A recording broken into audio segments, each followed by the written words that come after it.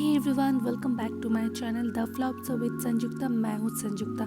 तो आज आश्रम में दूसरा दिन है। सुबह उठते ही फ्रेश होके हम लोग चले गए थे योगा करने, लेकिन उसका वीडियो मैं नहीं लिए क्योंकि मैं फ़ोन लेके नहीं गई थी।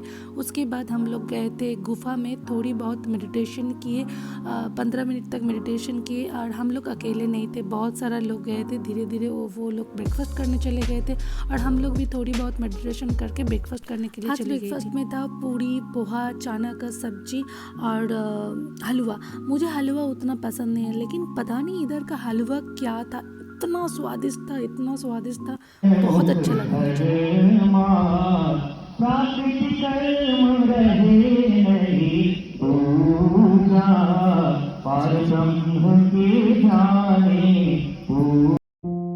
12 बजे हवन का टाइमिंग था, तो गुरुजी और माताजी हवन कुंड के पास जा रहे थे।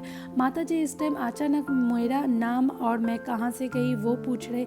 मैं एकदम स्पीचलेस हो गई थी क्योंकि मैं एक्सपेक्ट नहीं की कि माताजी के साथ मेरा बात होगी। मैं उनके साथ बात करके इतना खुश हो गई थी कि मैं क्यों उस रास्ते से जा रही थी, किस काम को लेके, मैं वही भूल गई थी। अभी हम सब लोग हवन कुंड के पास आ गए। थोड़ी देर प्रवचन हुआ, उसके बाद हवन शुरू हुआ। यह सबका फैमिली का अलग अलग हवन कुंड था। ये मैं पहली बार देखी कि किसी प्रोग्राम में जाके सबका अलग अलग उसका फैमिली का नाम पे हवन कुंड है। और ये रहा मेन हवन कुंड। पूरा आश्रम में कंटिन्यू गुरु वंदना चल रहा था माइक में। आश्रम का वातावरण में ना हमेशा एक पॉजिटिव वाइब फील हो रहा था। इतना ऊंचा पहाड़ में जिधर गाड़ी तक नहीं जाता है, उधर इतना लोगों का सब कुछ अरेंज करना, खाना पीना, रहना, रियली बहुत ही हार्ड वर्किंग वाला काम है। मम्मी पापा 2 साल पहले इधर गए थे। उन्होंने बताया 2 साल में इधर बहुत कुछ डेवलप्ड हो गया है। अगले कुछ साल में इधर और भी ज्यादा डेवलप्ड हो जाएगा। गुरु जी का हर स्टेट में आश्रम है और हर आश्रम में साल में एक बार एनुअल प्रोग्राम होता है। इधर शरद पूर्णिमा के टाइम 2 दिन एनुअल प्रोग्राम होता है। इस साल दिसंबर में बनारस में सरबत मंदिर का ओपनिंग है,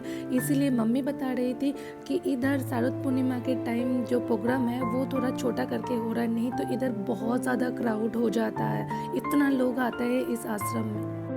लगभग 1.5-2 घंटे तक हवन हुआ। हवन एंड हो जाने के बाद सबने मिलकर लाइन लगा के गुरु जी के पास गए, उनका दर्शन किए, उनका आशीर्वाद लिए। उसके बाद हम लोग चले गए थे लंच करने के लिए। लंच में तो बहुत तरह का मेनू था, लेकिन मैं जो खाई मैं उसी के बारे में बता सकती हूँ। मैं ली थी चावल, राजमा का सब्जी, पनीर का सब्जी हुआ था, दाल हुआ था, बूंदी का रायता हुआ था और खीर हुआ था। खीर तो बहुत ही टेस्टी था। मैं उतना मीठा नहीं खाती हूँ, लेकिन पता नहीं क्यों इधर मीठा चीज़ें मैं डबल ले रही हूँ। लंच करने के बाद हम लोग थोड़ी देर रेस्ट किए और देखिए उस दिन था शरद पूर्णिमा, इसलिए चांद कितना सुंदर लग रहा है। दिन शाम को 5 बजे हम लोग फिर से हवन कुंड के पास गई थी क्योंकि मम्मी इधर से ऐस ले रही थी, पता नहीं हिंदी में इसको क्या बोलते हैं। दोपहर को 2 बजे हवन हुआ है और शाम को 5 बजे तक हवन कुंड से धुआं निकल रहा है। उसके बाद शाम का प्रोग्राम शुरू हुआ। गुरुजी अमृत बानी सुनाए। मैं पहली बार उनका अमृत बानी सुनी, मुझे तो बहुत ही अच्छा लगा। गुरु जी का बड़ा बेटा बड़ा सरकार का बर्थडे था, तो उनका बर्थडे उधर सेलिब्रेशन हुआ। ढेर सारा दिया जलाए, केक कटिंग हुआ, लेकिन मेरा गलत फहमी था। मुझे लगा केक कटिंग हो रहा है, लेकिन वो केक नहीं, केक के शेप में एक खोआ का कुछ था, मतलब मुझे नहीं पता वो क्या है, लेकिन बहुत ही अच्छा था, पूरा देखने में केक की तरह, लेकिन वो केक नहीं तो 3 घंटे के बाद गुरुजी का प्रोग्राम खत्म हो गया। उसके बाद केक सबको दिया गया था, बहुत ही टेस्टी था। और ये रहा वो केक खाने के बाद मैं सीधा चली गई थी डिनर करने के लिए, लेकिन मैं डिनर ज़्यादा नहीं कर पाई क्योंकि बीच में मैं सूप पी ली थी। डिनर में मैं ज़्यादा कुछ नहीं खाई। मेरा फेवरेट था पूरी, तो मैं पूरी ली, दाल ली और एक मिक्स्ड वेज सब्जी था वो ले लिए और हलवा ली। हलवा तो बहुत ही स्वादिष्ट था। पता नहीं क्यों मैं उतना घी का नहीं खाती हूँ, लेकिन हलवा ना एकदम ज़बरदस्त था। शायद प्रसाद है, इसके कारण ऐसा टेस्ट हो रहा। डिनर करके हम लोग सोने के लिए चले गए थे। तो आश्रम में 2 दिन हम लोगों का ऐसे ही गए। वीडियो अगर अच्छा लगे तो लाइक, शेयर एंड